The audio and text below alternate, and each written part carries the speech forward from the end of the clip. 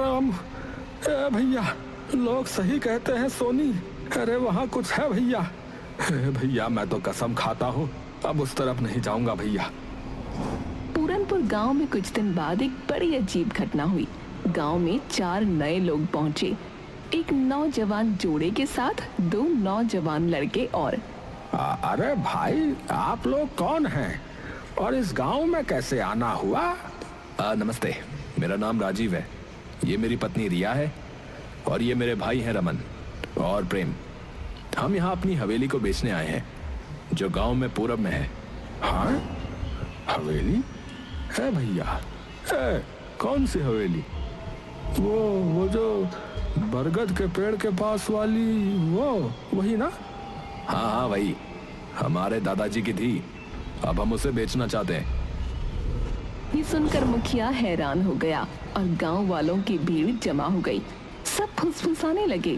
तभी मुखिया सीरियस होकर बोला, बेटा वो हवेली आज भी गांव के डर का कारण है। वहाँ एक बुढ़िया दिखती है, अजीब सी। कोई नहीं जानता कि वो असली है या आत्मा है, कोई भूत है पता नहीं, या फिर हमारा वहम है। गांव में ऐसी अफवाहें आम होती हैं, हमने भी शहर में ऐसे किस्से खूब सुने। अगर वहाँ कोई बढ़िया होती तो अब तक किसी ने वीडियो बना लिया होता ना। मैं तो वहाँ की तस्वीरें इंस्टाग्राम पर डालूंगी, कौन डरता है भूत से। हम सब आज ही हवेली में जाकर देखेंगे और कल ही उसके कागज फाइनल कर लेंगे। रामू और स्वामी भी वहाँ खड़े थे। दोनों की आंखों में डर था, लेकिन आखिर वो बोल ही पड़े। भाई साहब मत जाइए, हमने अपनी आंखों से देखा है उसे। वो औरत इंसान नहीं लगती। हाँ, उसके पास जाने से जान पे बनाती है। हाँ बता रहा। अगर वो हवेली मेरी है तो मुझे ही देखना चाहिए ना कि उसमें क्या है। ये कहकर वो चारों हवेली की ओर बढ़े। जैसे ही वो हवेली के पास पहुंचे, सबने उसे निहारा। हवेली पुरानी जरूर थी, लेकिन उसकी दीवारों पर एक अजीब किस्म की चमक थी। वाओ, ये हवेली तो किसी राजमहल जैसी लगती है। इतनी मजबूत दीवारें, कितनी भव्य है। यार ये बेचेंगे तो करोड़ों मिलेंगे भाई। चलो अंदर चलते हैं, मैं तो इसका वीडियो बना रहा हूँ। जैसे ही वो अंदर घुसे, एक ठंडी हवा का झोंका आया, जैसे किसी ने उन्हें छुआ हो, लेकिन चारों ने नजरअंदाज किया। अंदर का हॉल अब भी चमक रहा था, जैसे समय ने उसे छुआ ही ना हो। राजीव वहां खड़ा होकर बोला, सोचो यार, इतने बड़े हॉल में लोग रहते होंगे। वाओ यार। Serious? What? A royal life? लेकिन यार ये कैसी आवाज है? कि कौन आ गया? ये कौन आ गया? कि कौन आ गया? कोई बोल रहा है शायद।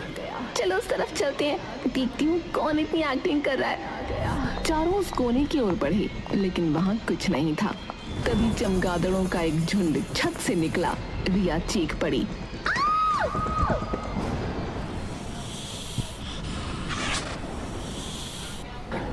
अरे बाप रे, सांप! अरे भागो भाई! हे भगवान, ये हवेली तो जंगल हो रखी है। अफवाहों का भूत और असली जानवरों का आतंक।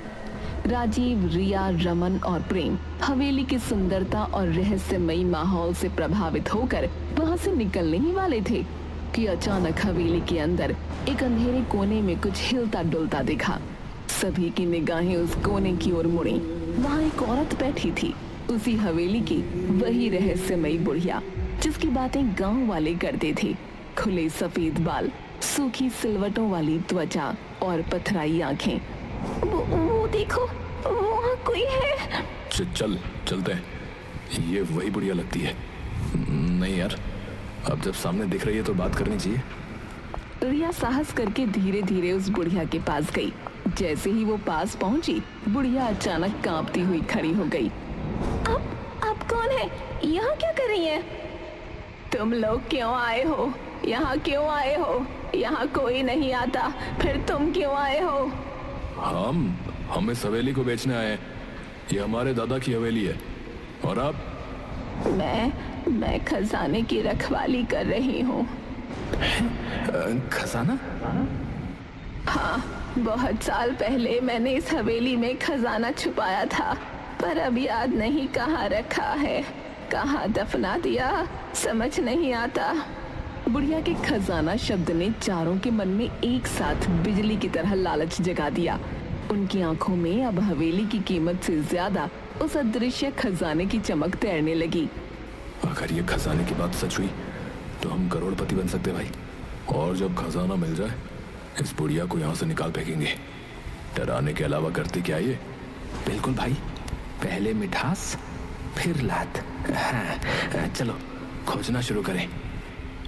अम्मा, वो खजाना कहाँ है?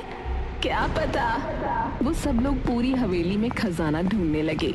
बुढ़िया भी दीवारों को थपथपाती, जमीन को सूंघती, जैसे कुछ याद करने की कोशिश कर रही हो। लेकिन 4 घंटे तक पूरी हवेली छान मारने के बाद भी कुछ नहीं मिला। अब तो रात होने वाली है यार, कुछ नहीं मिला। शायद ये औरत पागल है। हम कल फिर आएंगे, तब तक आप याद करने की कोशिश करना कि वो खजाना कहाँ है। चारों लोग गांव लौट आए। गांव वालों को जब ये पता चला कि उन्होंने बुढ़िया से बात की और खजाने की भी बात सुनी, तो पूरा गांव भौचक्का रह गया। क्या तुमने उससे बात की? उसने सच में खजाने की बात कही? हम बरसों से डरते आए हैं उस हवेली से, और तुम लोग खजाना ढूंढ रहे हो?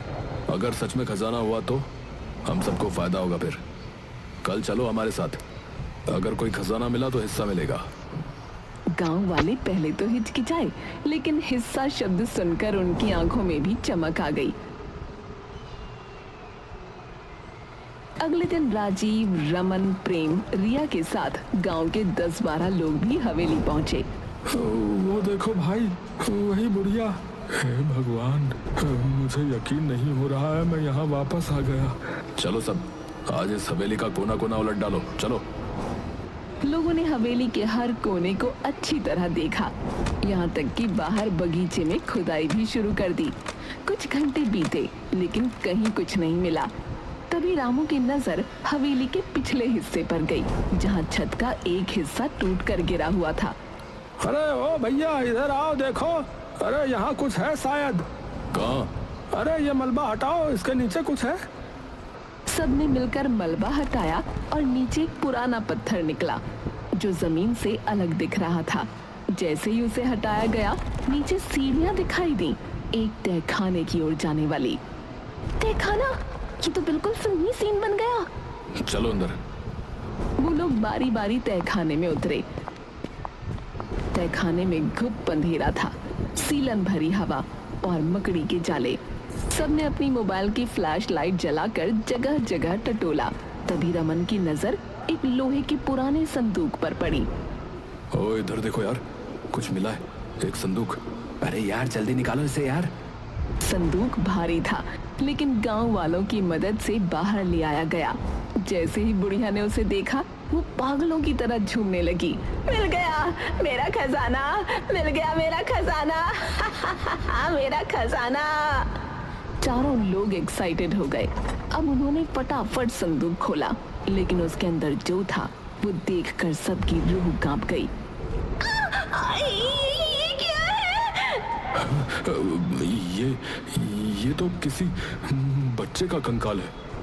चारों तुरंत पीछे हट गए, लेकिन बुढ़िया संदूक को पकड़कर बैठ गई और उसकी आंखों से आंसू बहने लगे। ये क्या है? तुमने तो कहा था खजाना है। जवाब दो, ये क्या है? बताती हूँ, सारा सच बताती हूँ। बुढ़िया ने बताना शुरू किया कि उसका नाम गौरी था। एक समय में जवान, सुंदर और भोली भाली गौरी अपने पति और ससुर के साथ इस हवेली में रहती थी। पर किसे पता था कि जिस घर को वो स्वर्ग समझती थी, वो एक दिन उसका नर्क बन जाएगा। बाबूजी, वो आपकी बहू ना माँ बन गई। देखिए, बेटी हुई है, कितनी सुंदर है ना? क्या कहा बेटी? तुझे शर्म नहीं आती है? हमारे खानदान में बेटी नहीं होती, बेटा चाहिए था, बेटा। मुझे तो इससे बात भी नहीं करनी, निकम्मी औरत। गौरी के पति ने न तो बेटी को गोद में लिया, न कभी उसकी शक्ल देखी। बच्ची के जन्म के साथ ही मानो हवेली का हर कोना ठंडा और बेरंग हो गया। गौरी अकेली पड़ गई। अब अपनी नन्ही जान को सीने से लगाकर हर दिन अपमान और तानों से लड़ती। बाबा, मैं क्या करूं? मुझे बेटा चाहिए, कोई उपाय बताओ। उपाय है, अपनी बेटी की बलि